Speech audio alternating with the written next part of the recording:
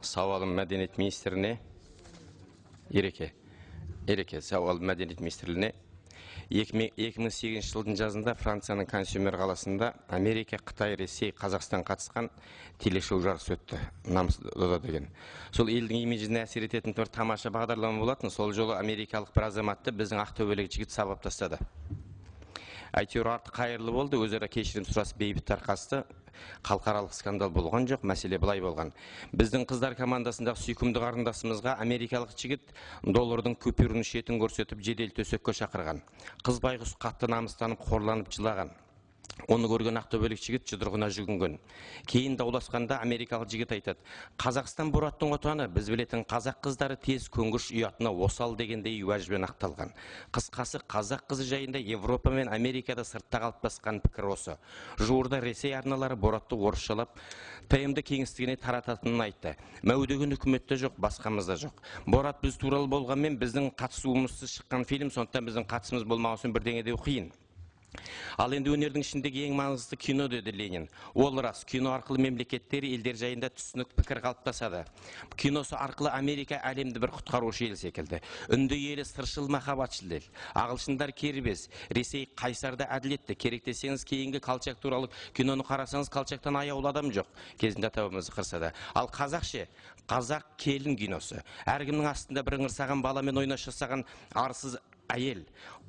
Қазақ ешкіге жабысқан бала козел болған. Қазақ Қайрат чемпион, атауының өзін қараңыз. Қайрат деген сөздің өзі ақтаңызға айналған Байбосын Қайрат дейтін әншінің аты. Қайрат кешегі желтоқсан оқиғасында Рысқұлбеков Қайраттың аты. Мен Келімбетовпен, я болмаса Нұрпейісовті айтып отқам жоқ. Қасасын құшақтап Алматының көшесінде шақпылаған Есалаңды кино қып, және оған осындай қасиетті есім берген. Бұл қандай жетесіздік деп кейде адам жаны шыжғырлады. Киносына қарасаң, қазақ лесбияндер мен қыз текелердің елі Қазақстан. Тура 16-17 желтоқсан тәуелсіздік күні Қайрат чемпионның авторы болған КТК телеарнасы келін киносын маңайында болып жатқан дауға қарамастан прайм-тайм уақытына қойды. Бұл деген былайша айтқан открытый вызов, тікелей шақыру, басыну, не істесеңдер, не айтсаңдар, оны айтыңдар, мен ойыма келген істейін деген сөз. Енді Наурыз мерекесінің қарсаңында Алматы Астана көшесінде аттың артына мінгізген қазақтың қызының бөтен ұлттың еркегінің құшағында балқып отырған суретті жарнамасы әр қадам сайын ілініп тұр. Тәуелсіздік күні тап осылай жарнамаланған жоқ. Наурыз осылай реклама жасалған жоқ. Ал сол жаңағы «Ирония любви» дейтін киноны көрсеңіз, жаныңыз тағы да шыжғырлады. Қазақтың қызы европалық жігіттің көмейін тілімен қоса суырып ала жаздап жабысады. Анауысы қашады, қазақтың қызы қуады. Қазақтың жігітіне қарамайды, әлі европалық жігітке жабыса түседі. Оған парықсыз көрермендер күледі. Намысы бар жігіттер кино алаңда жыларман болды. Кездейсоқ дейді біреусі. Неге бір басқа бір ұлттың қызы қазақтың жігітіне жабыспайды? Неге қазақтың қызы жабысады? Ал осындай, мынау Абайдың сөзі бар, сатып алса, сөз сатса, ол асылда аңдамас, біләткенің баяқша, ер жақсысын таңдамас дейді. Менің сөзім емес, Абайдың сөзі. Гонорарын берсе кез келген киноға адам түсе береді, бірақ оны түсіріп отқан адамдар қайда қарайды?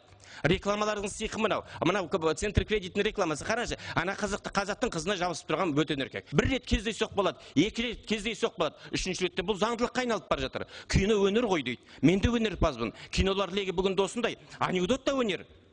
Анекдотта бір безобидный өнер сияқты. Алайда сол анекдоттардың кесірінен ғұлама Чукча, академик, профессор, данышман Чукча дейтін сөз қабылдана ма мысал үшін? Мына түрімен арлы, ибалы, асқақ қазақ қызы деген ұғымда қабылданбайтын болады. Кезінде фашистік Германияның идеологтарының бірі Гитлерге жолдаған хатында айтады: орыстарды жеңу мүмкін емес, олардың рухы асқақ. Өйткені оның дәлелі тұтқынға түскен славян қыздардың бәрі дерлік абыройы аман, арлары берік деген, девственница деген. Яғни қызының арын қорғаған, болашақ анасын аялаған ұлт, рухы асқақ ұлт, ол ешқашан жеңілмейді. Сондықтан да Бақай шағына шейін қаруланған фашистер жұпыны ғана совет әскерінен ойсырай жеңілді. Себебі ол рухы асқақ болатын деп айтады. Ал енді сауалды жолдай келе бір айта кететін нәрсе, бала демей, шал демей, әйел демей, ер демей, елді жосадай қырған жауына қаны қатқан қазақтың ескі жыраулар кекке шөлдеп шамырқанғанда, жауына қарап көкбұрыш олып, кекке шөлдеп шамырқанғанда айтатын сөзі бар. Атаңа нәлет, ата жау, айғайлап майдан ашпасам, қаныкейдей көріктіңді, тінікейдей тектіңді, аямай төс астына баспасам, жер басып тірі жүрменді дейді. Ақтанберді айтады: атасы басқа қалмақты жұртынан шауып бостырып, түйедегі наршасын әлпештеген қаншасын аялаған аруын ат көтіне мінгізіп, тегіннен тегін ол жағылмасам. Тура міне, осы қараңыз.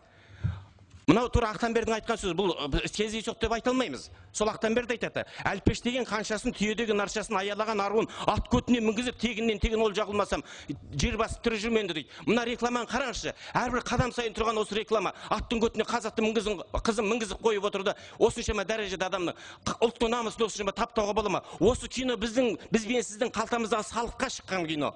Салықтың ақшасынан бюджетке шыққан кино. Жалпы қазақтың танымында, көшпелілердің ұғымында қорлаудың шыңы, кек алудың, масқаралаудың ең шың түрі ол қызын қорлау болатын.